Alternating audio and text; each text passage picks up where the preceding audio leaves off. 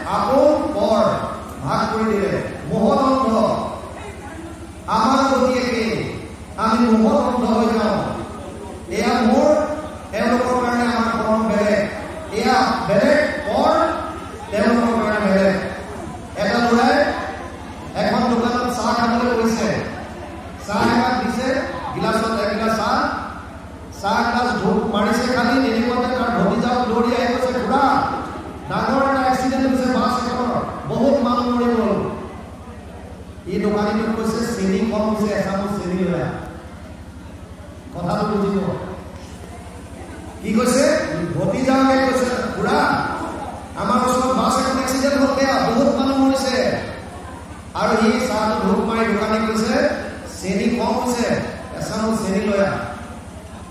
ভতিজাকে কৈছে খুৰা বুজি পোৱা নাই কিয়? আমাৰ অনুপমক বাস্তৱত আছিল, লগে লগে গিলাচ পেলালে। বুজি পালে? আগতে যেতিয়া কৈছিল বাছত বহুত মানুহ মৰিল, তেতিয়া তেওঁৰ মোহ নাই, কাৰণ বেলেগ মানুহ মৰিছে। যেতিয়া ক'লে যে আমাৰ অনুপমক আছিল, মানে এই শৰীৰৰ লগত সম্বন্ধ থকা, তেতিয়া তেওঁ লগে লগে গিলাচ হাতৰ পৰা পেলাই দৌৰ মাৰিছে। কিয়? কাৰণ মোহ আহি গ'ল। এই শৰীৰটোৰ লগত যিমান সম্বন্ধ আছে, অৰ্জুনৰ মূল ঘটনাটো তাতেই। অৰ্জুনে কৈছিলে যে মই যুদ্ধ কৰিম। প্ৰথমতে ভগৱান কৃষ্ণৰ ওচৰত সহায় ভিক্ষা কৰি গৈছে, ভগৱানৰ পৰা সহায় বিচাৰিলে। ভীমে প্ৰতিজ্ঞাও কৰিলে, মই অমুক কৰিম, মই তমুক কৰিম, দুখানৰ ৰক্তপাত কৰিম, অমুক কৰিম, বিভিন্ন প্ৰতিজ্ঞা। যুদ্ধ যেতিয়া হোৱাৰ একদম কুৰুক্ষেত্ৰত দুটা পক্ষ যেতিয়া সন্মুখাসন্মুখ হৈ গ'ল, এফালে 11 অক্ষৌহিণী সেনা আৰু এফালে 7 অক্ষৌহিণী সেনা পাণ্ডৱৰ। তেতিয়া অৰ্জুনে ভগৱান কৃষ্ণক কৈছে যে সেনাই উভয় দিয়ে ৰথম স্থাপয় আমি অচ্যুত, মোৰ ৰথখন নি পেলাই দুইটা সেনাৰ মাজত তুমি স্থাপন কৰা। আৰু যেতিয়া ভগৱান কৃষ্ণ নি পেলাই থৈ দিলে মাজত, যেতিয়া তেওঁ দেখা পালে বিপৰীত পক্ষত কোন আছে, ভীষ্ম, দ্ৰোণ ইত্যাদি কৰি এইবিলাক য'ত নিজৰ মানুহ, তেতিয়া তেওঁ কৈছে মই যুদ্ধ নকৰোঁ। আৰু ভগৱানে কৈছে কিয় যুদ্ধ নকৰা এতিয়া? কৈছে কথম ভীষ্ম মহম সংখ্যে গুণচৰ মধুসূদন ইছু বিপ্ৰতি উৎসামী পূজাৰ সমৰিষ্ঠ। দ্বিতীয় অধ্যায় 4 নম্বৰ শ্লোক গীতা। হে সখা, এইবিলাক মোৰ চব পূজাৰ যোগ্য ব্যক্তি। ভীষ্ম পিতামহ, যাৰ কোলাত ডাঙৰ দীঘল হলো, দ্ৰোণাচাৰ্য যি মোক অস্ত্ৰ শস্ত্ৰ শিক্ষা দিলে, এয়া পূজাৰ যোগ্য ব্যক্তিসকলৰ লগত মই কেনেকৈ যুদ্ধ কৰিম? মানে মোৰ শৰীৰৰ লগত সম্বন্ধ আছে। আৰু ভালকে বুজক, আপোনালোকৰ গাঁৱৰ মাজত ৰাস্তা এটা গৈছে, চৰকাৰে গ্ৰাম কৰি দিলে ৰাস্তাটো নতুনকৈ বনাব লাগে, বহল কৰিব লাগে। গাঁৱৰ কেইটামান ল'ৰাই ঠিকা ল'লে, আৰু আপোনালোকে গম পাইছে যে ৰাস্তাটো যেনেকৈ বনাব লাগিছিল তেওঁলোকে তেনেকৈ বনোৱা নাই। 12 ফুট বহল কৰিব লাগিছিল, 10 ফুট বনাইছে। গতিকে আপোনালোকে প্ৰতিবাদ কৰি পেলাই গৈছে ঘৰৰ পৰা, এইটো হ'বই নোৱাৰে, কোন আছে তাত, আমি চব ধৰিব লাগিব, সিহঁতক আমি গোটেই আনি পেলাই উজাগৰ কৰিব লাগিব, ইমান কৰাপশ্যন কৰিছে হেঁতেন।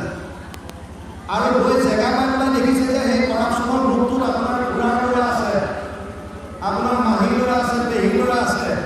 তেতিয়া আপুনি লাহেকৈ ক'ব নোৱাৰি কৈছে যে যাওঁগে। কিয়? কাৰণ যিটো প্ৰতিবাদ কৰিবৰ কাৰণে আপুনি গৈছিল অধৰ্মৰ বিপৰীতে, কোনে কৰিছে কৰাপশ্যন, বহুত ধৰণে, আৰু গৈ দেখা পালে যে অধৰ্মৰ পক্ষত আপোনাৰ নিজৰ খুৰাৰ ল'ৰা, পেহাৰ ল'ৰা, আপোনাৰ মাহীৰ পিতেক, আপোনাৰ অমুক, আপোনাৰ তমুক, মানে শৰীৰৰ সম্বন্ধবিলাক। তেতিয়া আপুনি কৈছে বাদ দে আৰু যি কৰিলে কৰিলে খোলা যাওক। কিয়? কাৰণ আপুনি মোহত আবদ্ধ হৈ গ'ল। শৰীৰৰ লগত সম্পৰ্ক আছে বুলি ভাবি সিহঁতক নিজৰ বুলি ভাবিলে। অৰ্জুনৰ গতি একেই। সেইকাৰণে অৰ্জুনক কৈছিল যে তই যাক মোৰ বুলি ভাবি আছ, এই শৰীৰবিলাক আচলতে এয়া নহয়, এয়া চব আত্মা। এই মোহত আবদ্ধ হৈ পেলাই আমি কি কৰিছোঁ? ইয়াত ধৰে মহা মোহে আদি হৈ জ্ঞান শূন্য। যেতিয়া মোহত পৰিব, আপুনি কোনটো কৰিবলগীয়া, কোনটো কৰিব নলগীয়া, এইবিলাক বস্তু বিচাৰ কৰিব নোৱাৰিব, জ্ঞান শূন্য হৈ যাব বুলি কৈছে। তাৰপাছত কৈছে সকামে অনেক কৰ্ম কৰে পাপ শূন্য। সকাম যিকোনো অৰ্থ, আমি কৈছিলোঁ 4 ধৰণৰ আহে বুলি ভকত, অৰ্থাৰ্থী ভকত, কিবা এটা কাৰণত ঈশ্বৰৰ ওচৰলৈ গৈছে। ইয়াত কৈছে এতিয়া সকামত থাকি, মানে যিকোনো কাম কৰিবৰ কাৰণে, নিজৰ শৰীৰটো আৰাম দিবৰ কাৰণে পাপ পুণ্য বিভিন্ন ধৰণৰ কৰ্ম কৰে। আমি কৰ্ম কিয় কৰোঁ? আনন্দ পাবলৈ। আনন্দ ক'ত পাম বুলি ভাবোঁ? এই বিষয়ৰ সংসাৰখনত। কাৰণ মন বুদ্ধি মায়াৰ দ্বাৰা সৃষ্ট, আৰু মন বুদ্ধিয়ে ভাবে যে আনন্দটো মায়াৰ মাজত আছে, সংসাৰত আছে। গতিকে আমি পাপ পুণ্য বিচাৰি ভালে যাওঁ, সকাম কৰ্মবিলাক কৰোঁ। ইয়াত সেইকাৰণে কৈছে সকামে অনেক কৰ্ম কৰে পাপ পুণ্য। আৰু যেতিয়া পাপ পুণ্য কৰ্মবিলাক আমি কৰোঁ, আমি আপোনালোকক কৈছিলোঁ যে প্ৰতিটো কৰ্মৰ এগেইনষ্টত ফল পায় আৰু ফলবিলাক সঞ্চিত হয়। সেইকাৰণে ইয়াত ক'লে সেই কৰ্ম ফল ভুঞ্জি ভমে সংসাৰত নাহি অন্ত জীৱৰ যাতনা দুৰ্যোগ। আৰু আমি সকাম ভাগ লৈ যিহেতুকে কৰ্ম কৰিবলৈ যাওঁ, এই কৰ্মবিলাক কৰোঁতে যি ফল হয়, পাপ পুণ্য দুইটা কৰ্ম হয়, বুজি লওক। আমি কৰা কৰ্মবিলাকৰ ভাল কাম কৰিছে যদি পুণ্য হৈছে, বেয়া কাম কৰিছে যদি পাপ হৈছে। বন্ধন দুইটাতে আছে। মানে যদি পুণ্য জমা হৈ আছে তেতিয়াহ'লে আপুনি পুণ্য ক্ষয় কৰিবলৈ যাব লাগিব, আৰু যদি পাপ হৈ আছে পাপখিনি ক্ষয় কৰিবলৈও আপুনি জুনি ধাৰণ কৰিব লাগিব। আৰু যদি মিশ্ৰিত জমা হৈ আছে তেতিয়াও আপুনি মানুহৰ জুনিত আহি মিশ্ৰিত কৰ্ম ক্ষয় কৰিব লাগিব। তাৰমানে 3টা ল'ৰাক এৰেষ্ট কৰিছে পুলিচে। এটা ধৰক সোণৰ হেণ্ডকাপ লগাইছে, এটাক যেনিবা ৰূপৰ হেণ্ডকাপ লগাইছে, আৰু এটাক যেনিবা লোহাৰ হেণ্ডকাপ লগাইছে। হেণ্ডকাপ 3ডাল, বুজি পালে? বান্ধোন 3টা। সোণৰ ডালে বন্ধাডালো বান্ধোনে, ৰূপৰ ডালে বন্ধাডালো বান্ধোনে, আৰু লোহাৰ ডালে বন্ধাডালো বান্ধোনে। আল্টিমেটলি কৰ্মফল আমি ভোগ কৰিবই লাগিব, আৰু যেনে কৰ্ম তেনে ফল। আপুনি হয়তো কিছুমান কৰ্মৰ ফল ইমিডিয়েট পায়, যেনে 440 ভল্ট কাৰেণ্টত আপুনি হাতটো যদি লগাই দিয়ে লগে লগে শ্বৰ্ট মাৰিব, আপুনি লগে লগে ফল পাব। বুজি পালে? আপুনি লগা নলগা যেতিয়াই যি হয় খালি মেডিচিন খায়, আৰু মেডিচিন খাই থাকোঁতে সেইবিলাকৰ ছাইড এফেক্টবিলাক আপুনি পিছত অলপ দিনৰ পিছত গম পাব। ডাক্তৰে যেতিয়া ক'ব যে আপুনি এইটো টেবলেট বেছিকৈ খাইছিল ন, বোলে খাইছিলোঁ, সেইটো কাৰণে আপোনাৰ এইটো নহয়, ছাইড এফেক্ট হৈ গ'ল। ক'ৰবাত কিডনীত পাথৰ হ'ল, ক'ৰবাত কিবা হ'ল, ক'ৰবাত কিবা হ'ল। মানে সেইবিলাক কৰ্মৰ ফল লাহে লাহে পাইছে। আৰু কিছুমান আছে আপুনি হয়তো এইটো জন্মত নাপায়, ইয়াৰ আগৰ জন্মত পাব। এইটো জন্মত যি ফল ভোগ কৰি আছে আগতে কৰা কৰ্মৰ ফল, এতিয়া যিখিনি কৰি আছে আপুনি ভৱিষ্যতে পাই যাব। কৰ্মৰ ফলৰ পৰা কোনো হাৰিব নোৱাৰে। সেইকাৰণে ইয়াত কৈছে সেই কৰ্ম ফল ভুঞ্জি ভ্ৰমে সংসাৰত নাহি অন্ত জীৱৰ যাতনা দুৰ্যোগ। জীৱৰ সেইকাৰণে দুখ যাতনা বহুত ভোগ কৰিবলগীয়া হয়, কৰ্মফল ভোগ কৰিবলগীয়া হয়। মিছা মায়া মনত উপজয় মৰে জীৱ, এইবিলাক হাতে পিন্ধি ভক্ত সদা দিব। এই যে সৃষ্টিবিলাক কৰিছে কেৱল ভগৱন্তৰ লীলা কৰিবৰ কাৰণে। যেনেকৈ পুতলা মাছ আগতে দেখিলে কাঠ পুতলাবিলাক, কাঠৰ পুতলাবিলাক যেতিয়া নচুৱায়, তেতিয়া মানুহে যেনে ৰছীবিলাক ধাৰণ কৰি পেলাই নচুৱাই থাকে। আৰু আমি পুতলাবিলাকক দেখা পাওঁ বিৰাট নাচি বাগি আছে। পুতলাবিলাকে প্ৰাণ পাই উঠাৰ লাগে, এই নাচিছে, কথা কৈছে, কিবা কৰিছে, কিন্তু আচলতে এজন মানুহে ৰছী লৈ ওপৰৰ পৰা কামখিনি কৰি থাকে। বুজি পাইছে? ঠিক তেনেকুৱা হয় আমাৰ কথাবিলাক। আমাৰ ঘটনাবিলাক তেনেকুৱা। সেই পুতলাৰ যেনেকৈ নাচবিলাক হৈ আছে, কণ্ট্ৰল কৰাজন বেলেগ। আমাৰো গতি একেই। ইয়াত প্ৰভু ভগৱন্তই লীলা কৰিবৰ কাৰণে এই সৃষ্টিৰাজিবিলাক কৰিছে, আৰু এসময়ত তেওঁই নিজে সংহাৰ কৰে। ব্ৰহ্মাই দিনৰ ভাগত সৃষ্টি কৰে। ব্ৰহ্মাৰ এদিন মানে ৪,০০০,০০০ যুগে ব্ৰহ্মাৰ দিৱস। ব্ৰহ্মাৰ দিনতকৈ মনু ৪,০০০, ৪,০০০ যুগত ব্ৰহ্মাৰ এদিন, আৰু এদিনত ১৪টা মনু পাৰ হৈ যায়। ঠিক তেনেকৈ এক ৰাতি হয় ৪,০০০ যুগত। গতিকে তেনেকৈ আপোনালোকে হিচাপ কৰি চাওক, ৪৩,০০০, ৪৩,০০,০০০, ১ যুগ। তেনেকুৱা ৪,০০০ যুগত ব্ৰহ্মাৰ এদিন হয়। ব্ৰহ্মাই এদিনত সৃষ্টি কৰে প্ৰথমতে পুৱা, আৰু সন্ধিয়া হোৱাৰ লগে লগে প্ৰলয় কৰে, কৰি তেওঁ শুই যায়। আকৌ পুনৰ ৰাতিপুৱালে আকৌ তেওঁ সৃষ্টি কৰে। এনেকৈ ব্ৰহ্মাৰ যেতিয়া ১০০ বছৰ হ'ব, যেনে ১০০ হৈ বহিব ব্ৰহ্মাৰ, ব্ৰহ্মাক পৰম ৰূপেৰে ঈশ্বৰৰ সংহাৰ। ব্ৰহ্মাক তেতিয়া ভগৱানে সংহাৰ কৰি দিয়ে। তেতিয়া আৰু একো নাথাকে, আৰু চবচেছ প্ৰলয় হৈ থাকে। এতিয়া কেৱল প্ৰলয় জগতে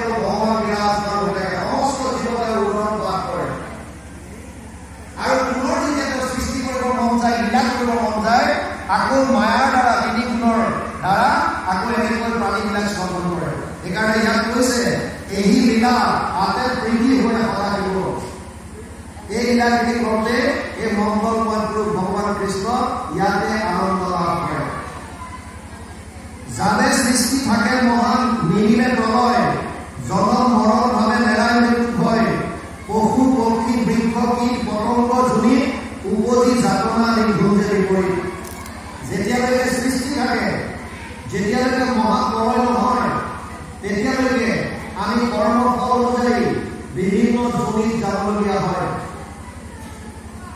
আমি কৈছিলোঁ যদি পাপ হয়, প্ৰাৰব্ধত যদি বেয়া আনিলে তেতিয়াহ'লে অধুজনী, যদি অকল পুণ্য আনিলে তেতিয়াহ'লে উচ্চজনী ঊৰ্ধ্বজনী মানে দেৱতা স্বৰ্গলোক, আৰু যদি দুইটা মিশ্ৰিত আহি তেতিয়াহ'লে মানুহৰ জনী। আল্টিমেটলি যেতিয়ালৈকে মহাপ্ৰলয় নহয় তেতিয়ালৈকে জীৱবিলাকে পুনৰপি জননম পুনৰপি মৰণম পুনৰপি জননী যথৰে শৰণম, বাৰে বাৰে জন্ম আৰু বাৰে বাৰে মৃত্যু, বাৰে বাৰে মাতৃৰ গৰ্ভত স্থিত হ'ব লাগে। এইটো হৈছে আমাৰ জন্ম মৃত্যুৰ চক্ৰ। সেইকাৰণে ইয়াত কৈছে পশু পক্ষী বৃক্ষ কীট পতংগ জুনি উপজি যাতনা নিৰ্ভুজে বিপৰীত, বহু অমংগলপ্ৰদ হেন কৰ্ম গতি পায়ানৰ সংসাৰত ভৱে বিফল গতি। বিভিন্ন ধৰণৰ কষ্ট পাবলগীয়া হয় ইয়াত। আৰু যেতিয়ালৈকে কৰ্মফল থাকিব তেতিয়ালৈকে আপুনি তাৰ পৰা পৰিত্ৰাণ নাপায়। একাদশ স্কন্ধটো লক্ষণ হৈছে মুক্তি। সেইকাৰণে এয়া কথা আহিছে। মুক্তি মানে মুক্তি কাক কয়? যদি কিবা এটা বান্ধন থাকে, মুক্তি কেতিয়া দৰকাৰ? যদি বান্ধন আছে, নহ'লে মুক্তি কি হয়? প্ৰথম কথা হৈছে মুক্তি মুক্তি যে কয়, মুক্তি কাক লাগে? যিজন বান্ধনত আছে। এতিয়া যদি আপুনি প্ৰথমতে যদি গমেই নাপায় যে মই বান্ধনত আছো নে নাই, মই দেখোন ফ্ৰী আছো, মই যি মন যায় য'লৈ গৈছোঁ, যি মন যায় কৰিছোঁ, যি খাবলৈ মন গৈছে খাইছোঁ, মই দেখোন বান্ধনত আছো। বুজি পালে নে? যদি আপুনি সেই কনচেপ্টটো বুজি নলয় যে মই বান্ধনত নাই, তে মোৰ মুক্তি কি হয়? না, আপোনাৰ শৰীৰটোহে আপুনি ভাবিছে, আত্মা বন্ধনত আছে। কিয়? এই কৰ্মফলবিলাক ভোগ কৰিব লাগিব। এইটো শৰীৰ এৰি বেলেগ শৰীৰ ধাৰণ কৰিব লাগিব। কেতিয়ালৈকে? যেতিয়ালৈকে আপোনাৰ কৰ্মফল থাকে। কৰ্মফল শেষ কেতিয়া হ'ব? একেবাৰে সহজ উপায়টো বুজি লওক। কৰ্মফল শেষ কেনেকৈ হ'ব? যদি আপুনি গুৰুৰ ওচৰত শৰণ লৈ একান্তভাৱে জীৱন ধৰ্মৰ ফালৰ পৰা ভগৱান কৃষ্ণক শৰণ লৈ তেওঁৰ গুণলীলাসমূহ যদি শ্ৰৱণ কীৰ্তন প্ৰপাৰলি কৰে, গুৰুৰ যদি কৃপা হ'ল, ভগৱানৰ যদি দয়া হ'ল, তেতিয়া আপোনাৰ সঞ্চিত ধৰ্মৰ টুকুলাটো বাৰ্ষ্ট কৰি দিব, নষ্ট কৰি দিব। আৰু যেতিয়া সঞ্চিত কৰ্মখিনিয়ে যদি নষ্ট হৈ যায়, তেতিয়া আপুনি পুনৰ আহিবলগীয়া